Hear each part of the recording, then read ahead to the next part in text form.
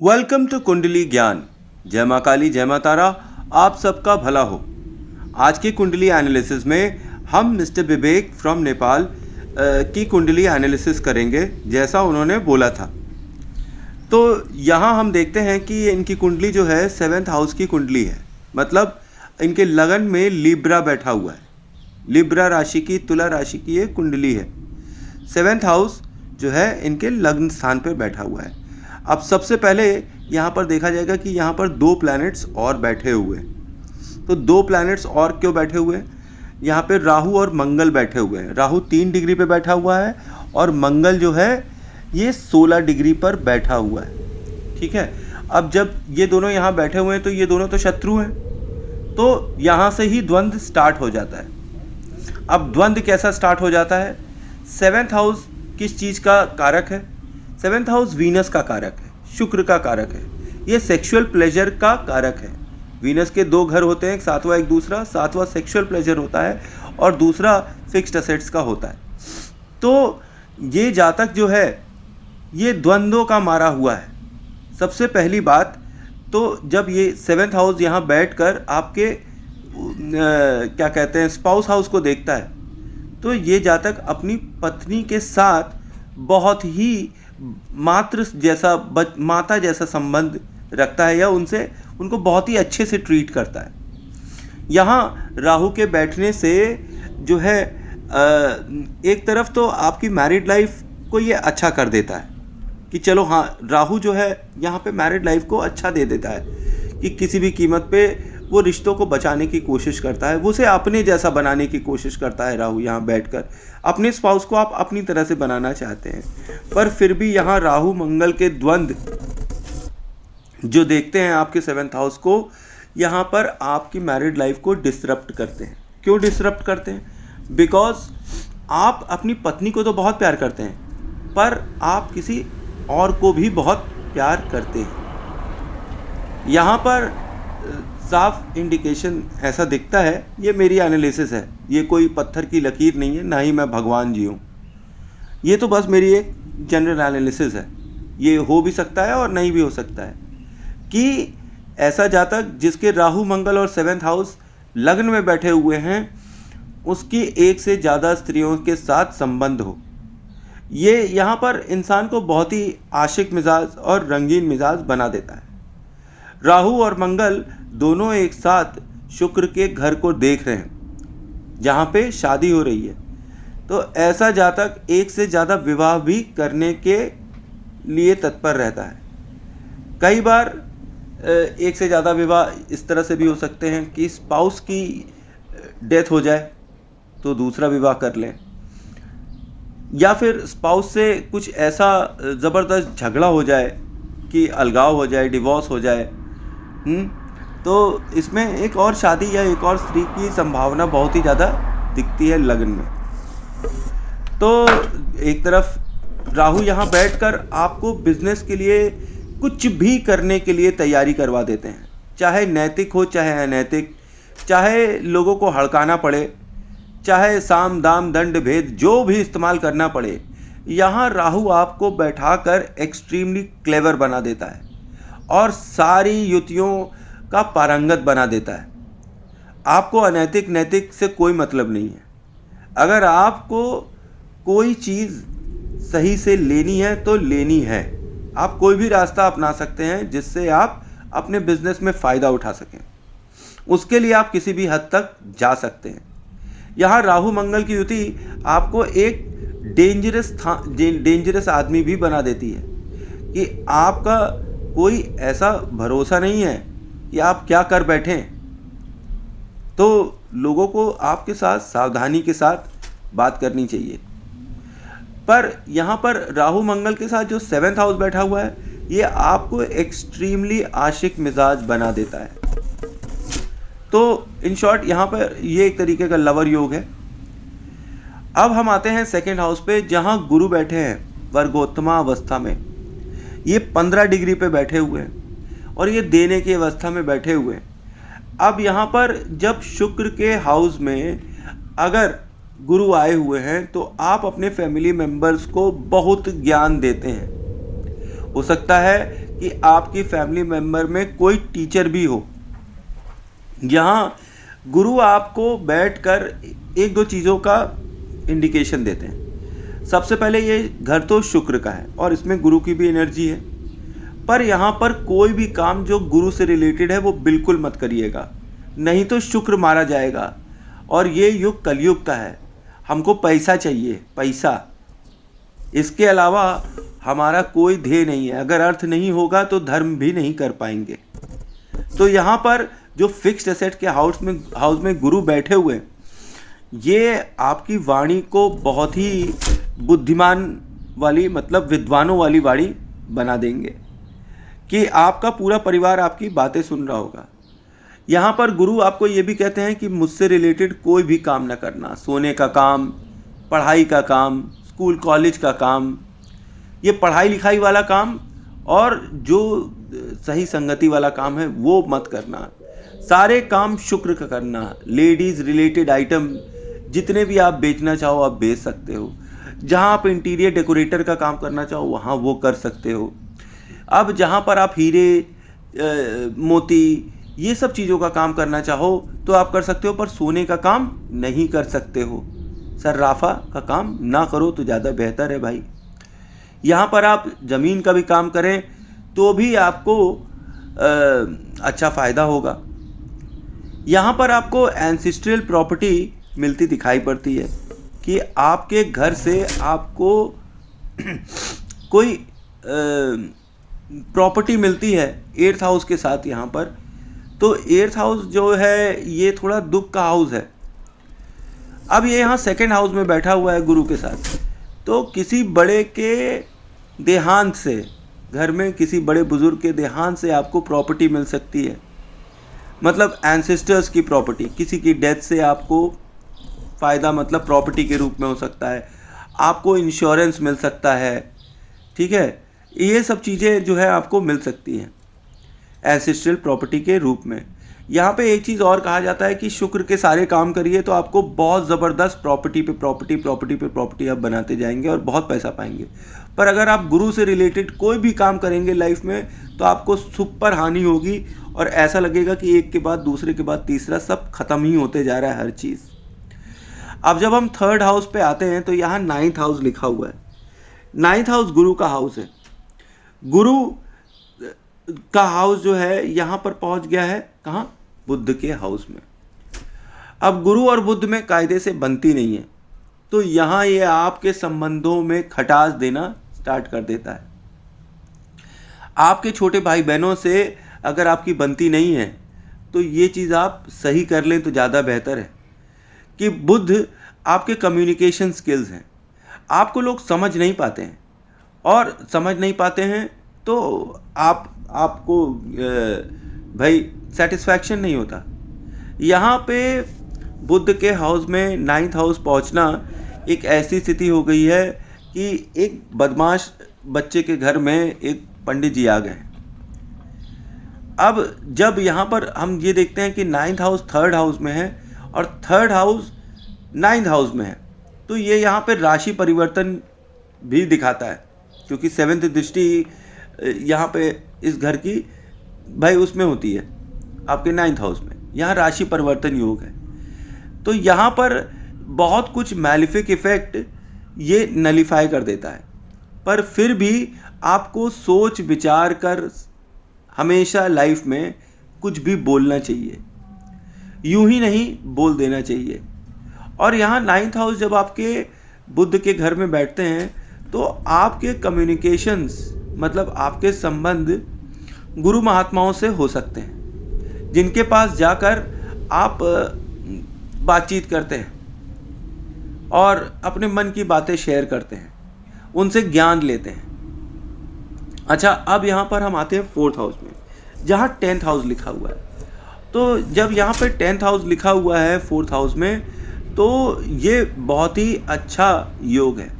यहाँ पर ये आपको घर से बैठकर काम करने पर शुभ फल देने की स्थिति प्रकट करता है। आपका जो वर्क प्लेस का एनवायरनमेंट होगा वही आपके घर पर भी एनवायरनमेंट होगा। तो अगर आप कोई भी घर से रिलेटेड काम कर रहे हो, आपका ऑफिस अगर घर में हो, तो ये ज़बरदस्त परिणाम आपको देगा। मान लीजिए कि आपका काम धंधा नहीं चल रहा है और आपकी शॉप कहीं और है, तो आप एक इसका टोटका कर सकते हैं कि घर में एक ऑफिस बनवा लीजिए, छोटा सा ऑफिस बनवा लीजिए। तो यहाँ पर 10th house in 4th house आपको ज़बरदस्त परिणाम देंगे। यहाँ ये भी दिखाता है कि आपका परिवार आपके पीछे हमेशा खड़ा रहता है और आपको हर समय बस दो ही चीज़ें दिखाई पड़ती हैं, एक आपका परिवार और दूसरा आपका काम। आपके बॉस से भी आपके ज़ोरदार रिलेशन हो सकते हैं, अच्छे रिलेशन हो सकते हैं, जैसे घर जैसे रिलेशन हो सकते हैं। जैसा आप अपने ऑफिस में फील करते हैं कि ये तो मेरा एक घर है, वैसे ही आप अपने घर को भी ट्रीट करते हैं कि ये भी ऑफिस में जैसे होता है वैसे ही यहाँ पर भी कर सकते हैं। जैसे कि मान लीजिए कि आप ऑफिस में बहुत डिसिप्लिन है, तो फिर आप घर में भी बहुत डिसिप्लिन क्रिएट करेंगे, और अगर आप ऑफिस में बहुत लीनियंट हैं तो आप घर में भी वैसा ही आचरण कर रहे होंगे। यहाँ पे एक चीज़ और देखना है कि 10वां घर चौथे में और चौथा घर 10वें में पहुँच गया है। यहाँ ये एक और राजयोग बनाता है, क्योंकि यहाँ राशि परिवर्तन राजयोग हो रहा है। तो घर पर काम करना यहाँ पर विवेक भाई के लिए ज़बरदस्त जातक के लिए राजयोग क्रिएट कर रहा है। अब हम नेक्स्ट घर में आते हैं जिसका नंबर है 5। अब 5वें घर में क्या लिखा हुआ है, 11वां घर लिखा हुआ है और शनि वक्री अवस्था में बैठे हुए हैं। अब जब यहाँ शनि वक्री अवस्था में बैठे हुए हैं तो वो घर परिवार में भी क्लेश देने की पूरी कोशिश करेंगे कि घर परिवार का इतना सम्मान करने पर भी घर से रहते रहते प्रॉब्लम हो जाती है। क्यों होती है घर में प्रॉब्लम? क्योंकि यहाँ शनि जो हैं 5th हाउस में बैठे हुए हैं और ये अपने पिता के घर में बैठे हैं और उसको डिले करने के लिए खड़े हो रहे हैं। यहाँ पे बहुत चीज़ें डिले कर देंगे। जैसे डिले क्या कर देंगे, आपकी शादी को डिले कर देंगे, ठीक, आपके चाइल्ड बर्थ को डिले कर देंगे, आपके जो प्रेम संबंध है उनको बहुत लंबा लंबा खींचेंगे। मतलब कोई आदमी 5 महीने के लिए, 2 महीने के लिए, 6 महीने के लिए रखता है रिलेशन, यहाँ आपको भाई साहब बड़ा लंबा रिलेशन रखने के लिए देते हैं शनि कि 10 साल आप अपने पास रखे हुए हैं किसी को, और उसके साथ आपका प्रेम संबंध है। तो ये बहुत लंबे लंबे रिलेशन, आप किसी से भी इनफैक्ट रिलेशनशिप बनाते हैं तो वो लंबा रिलेशन बनाते हैं। मतलब कि एक आपके साथ जो संबंध होता है वो लंबा रिलेशन होता है। यहाँ शनि जो है इस घर को इस्टेब्लिश कर देते हैं। तो जब शनि यहाँ पर आते हैं तो या तो ये, क्योंकि ये यहाँ पे देखिए वक्री है, तो यहाँ पे पिता के ऊपर अनावश्यक रूप से पैसा खर्चा होता ही रहेगा, आप समझ लीजिए। अब शनि यहाँ पर है तो अपना फर्ज तो निभाएंगे ना। यहाँ पर आपको शनि जो है जब तीसरी दृष्टि डालते हैं अपनी 7वें पर, तो आपकी पत्नी के साथ संबंध थोड़े से खराब हो जाते हैं। यहाँ बहुत चांस है कि कोई ट्रेजेडी जैसी हो जाए पत्नी के साथ। तो ये एक अजीब सा फॉर्मेशन मुझे दिख रहा है कि यहाँ पे पत्नी के साथ कुछ अजीब सा हो गया है। ऐसा लगता है कि जैसे अब एक पत्नी जीवित नहीं है या कोई एक, मतलब ऐसा कुछ हो गया है लगता है। जो ये तो अब विवेक भाई ज़्यादा जानेंगे, पर मुझे ऐसा एहसास हो रहा है कि पत्नी के साथ कोई ट्रेजेडी हो गई है। अब जब हम 6th हाउस में आते हैं तो 6th हाउस में आते हैं जब, तो यहाँ पे 12th हाउस लिखा हुआ है। अब जब यहाँ पे 12th हाउस लिखा हुआ है तो 12th हाउस किसका है? गुरु का है। गुरु का घर यहाँ पर बैठा हुआ है। गुरु वैसे भी 6th हाउस में बहुत ही कमज़ोर हो जाते हैं क्योंकि ये बुध का घर है। गुरु जब भी बुध के घरों में आते हैं तो वो कमज़ोर हो जाते हैं। अब यहाँ पे किस चीज़ की कमज़ोरी दिखा रहा है? 12th हाउस जो है, 12th हाउस के अंदर लिखा हुआ है अस्त शुक्र 14 डिग्री में और नीच का, और सूर्य लिखा हुआ है और बुध लिखा हुआ है। तो एक तरफ इनको जो है, जो इनकी पत्नी हो सकती है, ये इनके जन्म स्थान से बाहर की आई हो, और एक मैरिज इनकी टूट गई हो, या इनकी पत्नी का देहांत हो गया हो, समझ रहे हैं, या प्रेम संबंध से विच्छेद हो गया हो, कि इनकी पत्नी के साथ कुछ न कुछ प्रॉब्लम है। पर यहाँ पे अस्त शुक्र होने के बावजूद भी, और नीच का शुक्र और महानीच शुक्र बैठने पर भी, आपको दूसरे लोगों का पैसा मिलता रहेगा। ये पैसा आपको आपके पिता के थ्रू भी मिल सकता है, विरासत में, जैसे उनके इंश्योरेंस से। और यहाँ पे आपको बुध आदित्य राजयोग भी दे रहा है, ठीक है, 12वां घर। तो जब यहाँ बुध आदित्य राजयोग भी दे रहा है, तो आपको अपने जन्म स्थान से थोड़ा बाहर जाकर भी काम करने की सोचना चाहिए, क्योंकि जन्म स्थान के बाहर अगर आप काम करेंगे तो वहाँ आपको अच्छा लाभ मिलने की उम्मीद है। यहाँ पर 6 के बाद जब हम 7th हाउस में आते हैं, तो यहाँ पर 1 नंबर देखते हैं और केतु देखते हैं। अब यहाँ पर शादी जो है थोड़ी डिले हो सकती है, शादी तो डिले हो सकती है, पर जो ये जातक के विवेक भाई के दोस्त हैं, वो उनसे उम्र में बड़े होने चाहिए। उनके ज़्यादातर के दोस्त जो हैं वो काफ़ी मतलब बुद्धिमान टाइप के हैं, पढ़े लिखे और सही टाइप के आदमी हैं, या फिर एकदम ही उल्टे टाइप के आदमी हैं। मतलब या तो एकदम साधु और विद्वान हैं, या तो एकदम चोर हैं। उस तरीके का यहाँ पे अजीब सा कॉम्बिनेशन है इनका। और इनको अपने ससुराल में कभी भूल से भी 1 पैसा नहीं देना चाहिए। अगर इन्होंने गलती से भी भूल कर भी 1 भी पैसा दे दिया अपने ससुराल में, तो भाई साहब आप एक बात याद रखिएगा, आपको जीवन पर्यंत कभी भी पैसा वापस नहीं मिलेगा। इनको उस स्त्री से बहुत ही सावधान रहना चाहिए जो मतलब इनके रिश्ते में साली लगे। इनको अपने घर में कभी सालियों को नहीं बुलाना चाहिए, कभी भी नहीं बुलाना चाहिए, क्योंकि साली इनके ऊपर डोरे डाल सकती है। जो भी मतलब कोई ज़रूरी नहीं है कि सगी हो, जो भी दीदी कह रही है और इनको जीजा मान रही है, तो भैया इनको थोड़ा सा सावधान रहना चाहिए। और इनकी पत्नी को भी बड़ा सावधानी से रहना चाहिए कि भैया साली के साथ को नहीं संबंध हो रहा है, तो इसमें इनको भी सावधानी रखनी चाहिए, क्योंकि फिर ये मैलेफिक इफेक्ट देने लगेंगे। फिर ये इधर उधर प्रेम संबंधों के लिए जीवन भर भागते रहेंगे, कभी इनकी इच्छा पूर्ति नहीं होगी, ये सेक्सुअली सेटिस्फाई नहीं हो पाएंगे, कभी भी नहीं हो पाएंगे एक से। ये हमेशा प्यार ढूंढते रहेंगे कि कहीं इनको सेक्सुअल प्लेजर मिल जाए, क्योंकि इनकी इच्छा पूर्ति नहीं हो पाएगी, कभी भी नहीं हो पाएगी। और एक बात मैं आपको और बताऊं कि यहाँ पर केतु अतिचारी होकर जब नीचे 6th हाउस में आ जाते हैं, तो 6th हाउस में वो 6th हाउस के इफेक्ट देना स्टार्ट कर देते हैं। अब शत्रुहंतक योग है केतु, तो इसका ये मतलब हो गया कि कोई भी जो शत्रु होंगे तो उनका सफाया ये आराम से कर देंगे।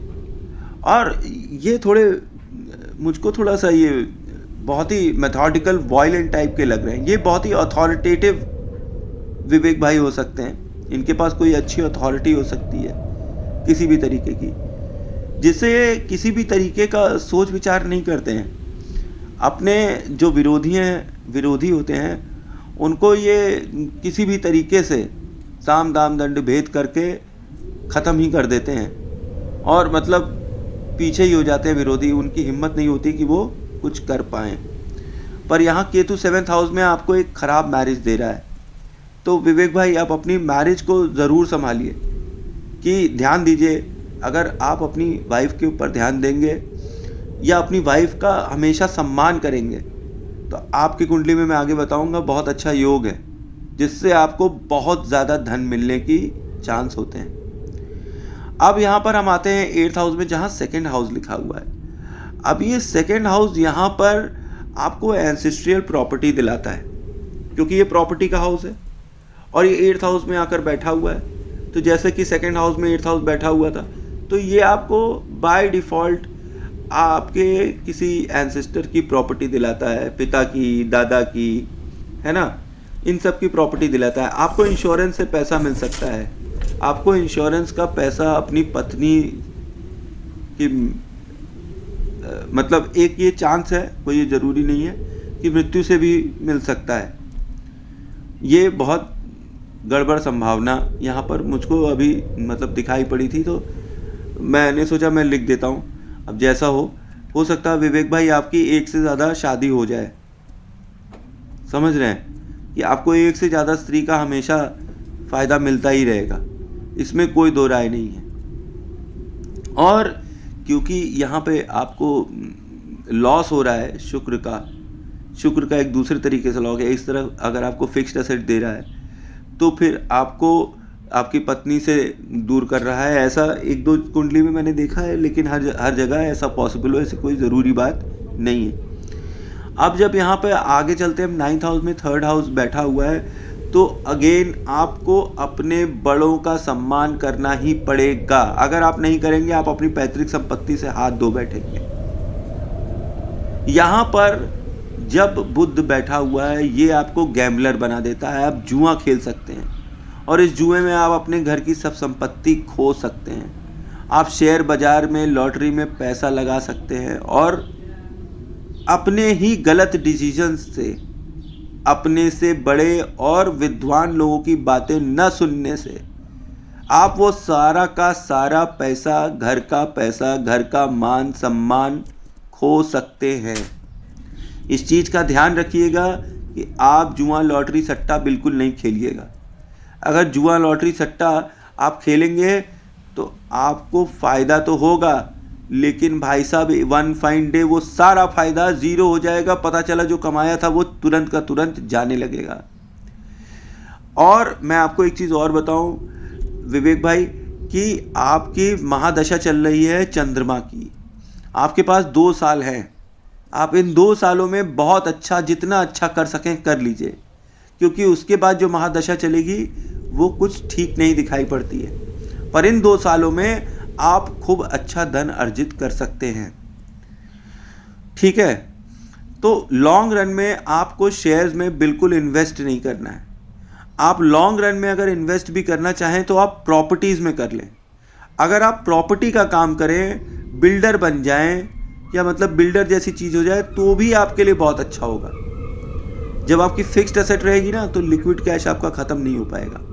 आप फिर से फिक्स्ड को बेचकर लिक्विड कैश खड़ा कर सकते हैं। अब हम यहाँ आते हैं 10th हाउस में 4th हाउस। जैसा कि मैंने बताया था, ये यहाँ पर राजयोग बना रहा है, मतलब आपका आपके घर से काम करना सबसे शुभ फलदायी होगा।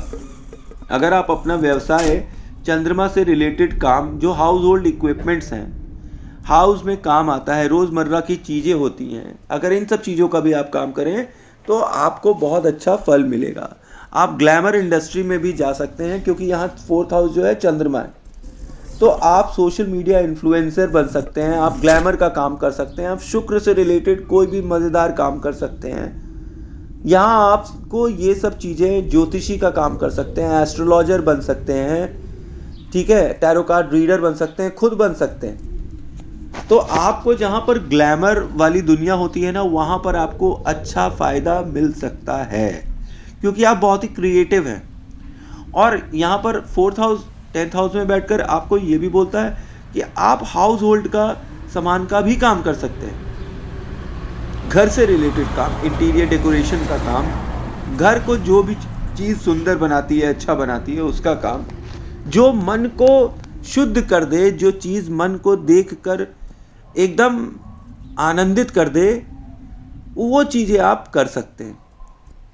तो यहाँ पर मैं आपको एक चीज़, एक यहाँ पर जो आपकी कुंडली में ड्रॉबैक था वो मैं आपको बता रहा हूँ कि गुरु से रिलेटेड कोई भी नहीं काम करिएगा गलती से भी, नहीं तो सारा पैसा बर्बाद हो जाएगा। ये बात आप ध्यान रखिएगा। आपकी जो पैतृक संपत्तियाँ जो आपके पास हैं, या संपत्ति जो भी है, वो सब ध्वस्त हो जाएगी। गुरु से संबंधित कोई काम न करिएगा। आपके गुरु में बुध का घर बैठा हुआ है और आपका गुरु का घर बुध के घर में बैठा है, राशि परिवर्तन कर रहा है। ये पहले ही से ही आपको आगाह कर रहा है कि आपको क्या करना चाहिए, क्या नहीं करना चाहिए। When it comes to investment आप स्मार्ट हैं, पर एक बार आप किसी एक्सपर्ट की भी राय ज़रूर ले लीजिएगा, कंसल्टेंसी ले लीजिएगा, ठीक है। अब हम आते हैं यहाँ पर आपके क्या कहते हैं 11th हाउस में। 11th हाउस में आपका 5th हाउस लिखा हुआ है और चंद्रमा लिखा हुआ है। तो माँ और घर हमेशा जीवन भर आपकी साइड से बोलेंगे। आप ही माँ के सबसे राज दुलारे प्यारे हैं और माता हमेशा आपको सपोर्ट करेगी, चाहे कैसी भी स्थिति हो। आपकी जो भी गर्लफ्रेंड्स होंगी, ठीक है, अपार्ट फ्रॉम योर वाइफ, जो भी आपके प्रेम संबंध होंगे वो भी आपका हमेशा सपोर्ट करेंगे। आपके जो बच्चे होंगे, जो देर से बच्चे होंगे, वो भी आपका हमेशा सपोर्ट करेंगे। आपकी जो पढ़ाई होगी, भले ही आप मतलब गहन अध्ययन कर रहे हो, वो अच्छी होगी। आपको काफ़ी चीज़ों की नॉलेज होगी। आप चाहे बहुत ज़्यादा पढ़ लें, चाहे बहुत कम भी पढ़ लें, लेकिन आपके ये भाग्य में है, ये स्थापित करता है शनि कि आपको जीवन में प्रैक्टिकल नॉलेज जोरदार है। यहाँ पे चंद्रमा 11वें घर में बैठकर आपको घर से रिलेटेड सारी वस्तुओं में शुभ फल देता है, ठीक है। पर यहाँ पर आपको एक चीज़ का ध्यान रखना है, थोड़ा सा आप अपने कैरेक्टर के ऊपर अगर ध्यान रखेंगे और अधर्म वाला कोई भी काम नहीं करेंगे, तो यहाँ का चंद्रमा फिर कभी पीड़ित नहीं होगा और 5th हाउस भी पीड़ित नहीं होगा। 5th हाउस जो है वो पिता का भी है। पिता भी आपके बहुत ही फेवर में रहेंगे। अगर आप पिता का आशीर्वाद लेते रहें, माता का आशीर्वाद लेते रहें, तो आपके जीवन में लक हमेशा आपका साथ देता रहेगा। आपके माता पिता ही आपके सबसे बड़े आशीर्वाद देने वाले देवी देवता हैं आपकी कुंडली में। और इसी कुंडली में 11वें घर में चंद्रमा बैठा हुआ है और इसकी महादशा चल रही है।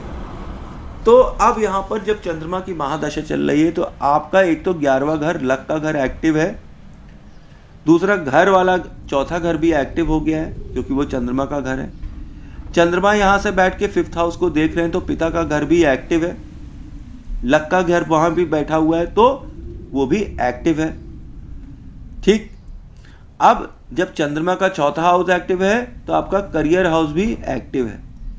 2 साल और अभी चंद्रमा इसी स्थिति में रहेंगे। Make hay while the sun shines. इन 2 सालों में आप जितना ज़्यादा से ज़्यादा कमा सकते हैं कमा लीजिए, क्योंकि इसके बाद आपको थोड़ी बहुत परेशानियां स्टार्ट हो सकती हैं, वो तब की तब देखी जाएगी। पर इन 2 सालों में आप लाभ उठा लीजिए चंद्रमा का। यहाँ पर 12th हाउस भी एक्टिव हो जाता है। क्यों एक्टिव हो जाता है? क्योंकि 5th हाउस सूर्य का है, वो एक्टिव हुआ तो वो भी एक्टिव हो गया। अब शुक्र और बुध के भी घर एक्टिव हो जाएंगे। एक तरीके से जो पूरी कुंडली है वो एक्टिव चल रही है चंद्रमा के प्रभाव में, ठीक है। भले ही 7th हाउस की कुंडली है, लेकिन इसको जो रूल कर रहा है वो चंद्रमा कर रहा है, घर कर रहा है इस वक्त। और घर चंद्रमा एक शुभ प्रभाव में है। जस्ट अगर कैरेक्टर ना खराब हो ऐसे जातक का, तो अगर संभाले रहेंगे तो सही रहेगा भाई। और अगर कुछ गड़बड़ है तो उसकी रेमेडी कर लीजिएगा कि चंद्रमा की रेमेडी 11वें घर में क्या है, इसका तो वीडियो में बना ही चुका हूँ, एक बार देख लीजिएगा, ओके। अब 12th हाउस में हम यहाँ देखते हैं कि अस्त का शुक्र है और सूर्य है। इनकी वाइफ की हानि जरूर हो जाएगी और ये ज़ोरदार पैसा खर्चा करने वाले आदमी होंगे। इनका बहुत पैसा खर्चा होगा और हो सकता है काफ़ी पैसा डूब जाए। अब डूब किस चीज़ में जाएगा? यहाँ पे बुध आदित्य राजयोग भी बन रहा है, तो फॉरेन कंट्री में जाकर इनको पैसा मिल सकता है, पर उसी फॉरेन कंट्री में जाके इनका पैसा डूब भी सकता है। पैसे को लेकर इनको बहुत सावधान रहना चाहिए, क्योंकि इनका पैसा किस चीज़ में डूब जाएगा? अपने पिता के ऊपर किए हुए खर्च में। और खर्च किस में डूब रहा है? हॉस्पिटल्स में। हो सकता है सडनली इनके पिता को कोई प्रॉब्लम हो जाए और उस पर इनका अच्छा खासा पैसा खर्चा हो जाए। पर पैसा खर्चा हो जाए तो ये दिल छोटा ना करें कि हाय मेरा पैसा खर्चा हो गया।